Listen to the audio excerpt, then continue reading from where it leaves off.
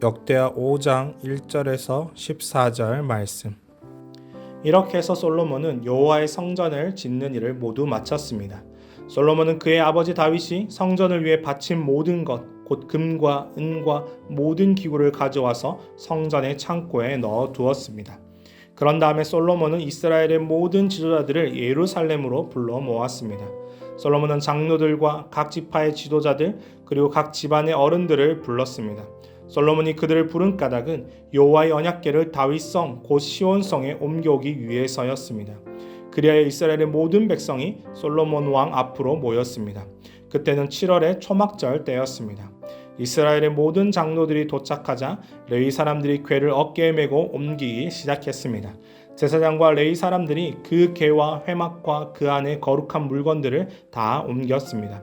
솔로몬 왕과 이스라엘의 모든 백성이 그 궤 앞에 모였습니다. 그들은 셀 수도 없을 만큼 많은 수의 양과 소를 제물로 바쳤습니다. 그런 다음에 제사장들이 여호와의 언약궤를 제자리 곧 성전 안의 지성소에 놓아 두었습니다. 언약궤는 곧 그룹의 날개 아래에 두었는데 그 그룹의 날개는 궤를 놓아둔 곳 위에 펼쳐져 궤와 그 상자를 매는 채를 덮었습니다. 상자를 매는 채는 매우 길어서 지성소의 앞에서는 채의 끝이 보였습니다. 그러나 성소 밖에서는 보이지 않았습니다. 그 채들은 아직까지도 거기에 놓여 있습니다. 그 궤 안에는 돌판 2개만 들어 있었습니다.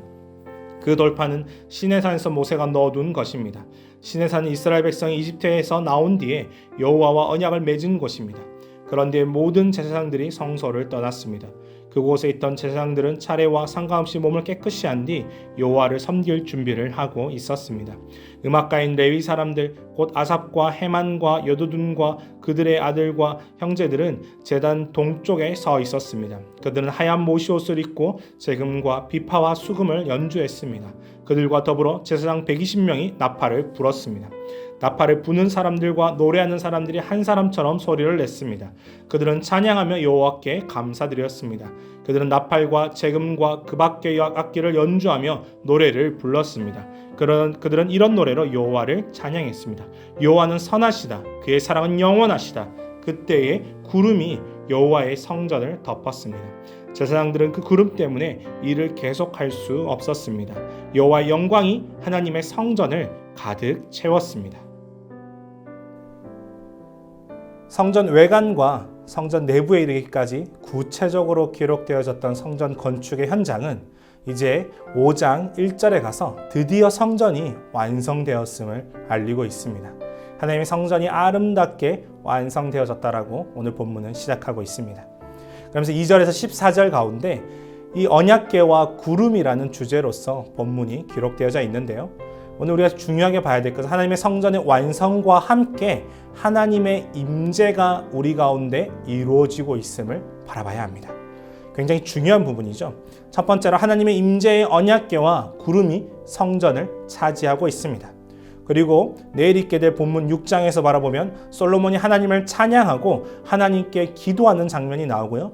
그리고 7장으로 넘어가면 하나님은 불과 희망의 메시지로서 반응하는 모습을 볼 수 있습니다. 오늘 5장은 5장과 6장과 7장 전체에 걸쳐서 하나님께 올려드린 이 성전 완성에 대한 하나님의 임재와 하나님께 반응하는 인간의 모습과 또 다시 한번 화답하시는 하나님의 예배의 모습이 아름답게 표현되어져 있습니다. 우리의 삶 또한 이렇게 하나님의 임재 가운데 이미 있고 그 임재 가운데서 우리가 하나님 앞에 예배하며 나아갈 때 하나님께서 우리의 삶 가운데 화답하시며 은혜를 주신다라고 성경은 말하고 있습니다. 오늘 5장은 성전에 비치하는 마지막 행위로서 지성소에 언약궤를 마지막으로 설치하는 일을 본격적으로 다루고 있습니다. 성전의 가장 중요한 것은 이 지성소, 하나님이 임재하시는 그 장소 안에 하나님의 임재의 증거인 언약궤를 가져다 놓는 것입니다. 그래서 이 언약궤를 가져다 놓음과 동시에 성전을 가득 채우는 구름이 그 안에 가득했다라고 성경은 기록하고 있습니다. 성전을 채우는 구름은 또한 하나님의 임재의 상징의 표현입니다. 언약궤 또한 하나님의 임재의 상징이라면 이 구름 또한 하나님의 임재를 상징하고 있는 모습입니다. 하나님이 이제 자신이 구원하신 그 백성들 안에 하나님이 다시 한번 기회를 주신 하나님의 자녀들의 삶 가운데 그 가운데 거하고 계시다라고 오늘 성경은 말하고 있습니다.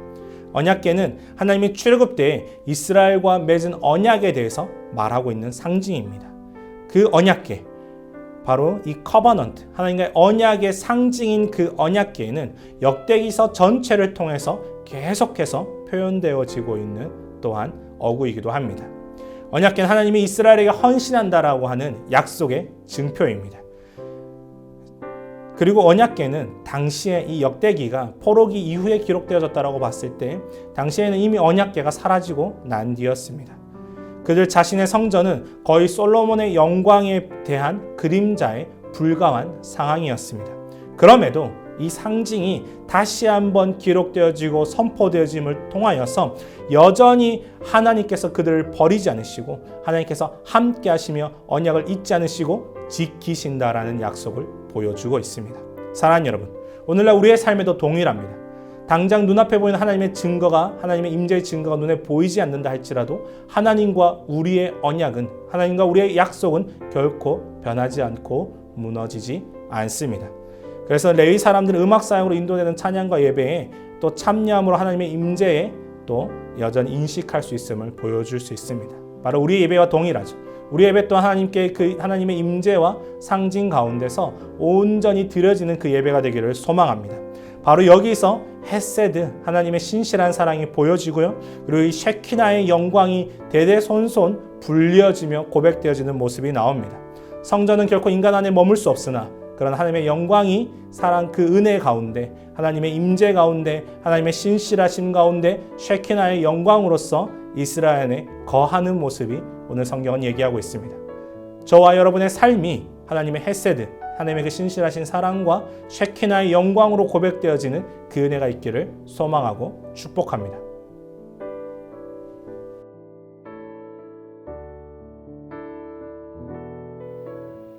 오늘 본문이 잘 이해되셨나요? 말씀을 천천히 다시 묵상해 보시고 질문에 대답해 보아요. 첫 번째, 본문에서 하나님은 어떤 분이신가요? 제목을 정하듯 한 문장으로 정리해 보세요. 두 번째, 느낀 점을 적어 봅시다.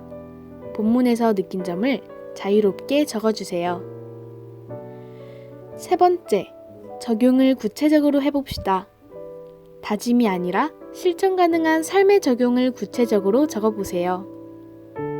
네 번째, 기도 제목을 적고 기도해요. 묵상을 통해 삶의 변화를 위한 기도 제목을 적어보세요. 오늘도 말씀과 함께 하루를 시작하고 마무리하는 말씀의 세대가 되어요. 예수로 차지 10미닛이었습니다. 감사합니다.